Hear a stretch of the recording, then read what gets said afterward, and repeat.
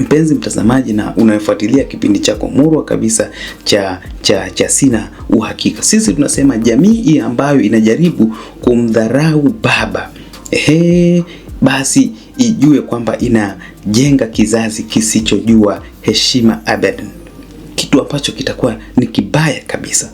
Kwa hiyo kwa kuhitimisha, mpenzi watazamaji, nimejaribu kueleza angalau kwa uchache kulingana na tunaona maoni mseto katika mitandao ya kijamii ikijaribu kuziataki na kuiataki zaidi heshima na nafasi ya baba. Sisi tunasema leo Sina Uhakika kwamba tumeweza angalau kuirudisha heshima ya baba, na tunatetea heshima ya baba katika heshima yake ili iweze kurejesha na kuleta ustawi wa familia na hata kijamii kwa ujumla. Lakini pia baba, sisi tunasema ni nguzo ya familia. Hatuna uhakika kama hatuwezi sisi kumtizama baba katika mtindo huo.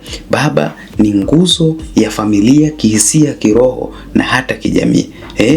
Tusijaribu kumdharaulisha baba, tuweze kumheshimu na tushirikiane naye baba. Na mimi nakuacha na swali, mpenzi mtazamaji wa kipindi chako murwa cha Sina Uhakika.